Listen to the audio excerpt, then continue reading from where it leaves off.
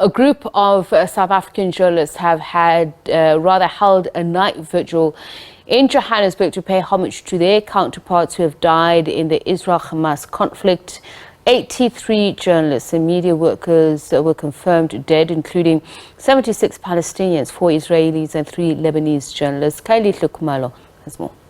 A very poignant moment as the South African journalists are gathering here in Joburg, really to pay homage to their counterparts in Gaza who have died, and so many journalists as well in the conflicts as well who have been really affected, but particularly in Gaza where we've seen ferocious attacks. And joining us now is one of the journalists who's here, Mr. Nkosi. So, sir, thank you so much indeed for your time. So we're seeing the colleagues that they've taken quite a very unprecedented step where they say no to impunity. Maybe just tell us about why you're here tonight.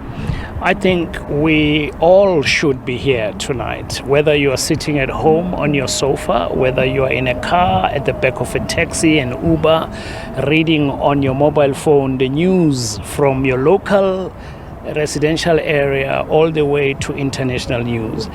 All that data comes from journalists who work really hard every day fighting fake news, and these are the people who are being killed in Gaza and elsewhere around the world. This is not just a Palestinian issue. It is not a Gaza issue only. It affects journalists all over the world, local and international. Journalism should never and is not a crime. And it was quite interesting because one of the speakers really here said during apartheid as well, the journalists in South Africa were under siege. So that's why we see a very similar stance as well, where we say no to the attacks on journalists.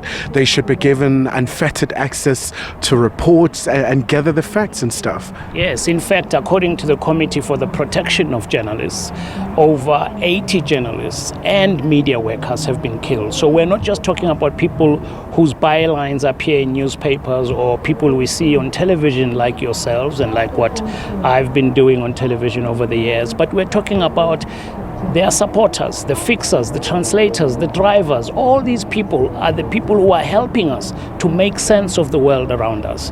And today we say no to the killing of journalists. It doesn't matter who you are.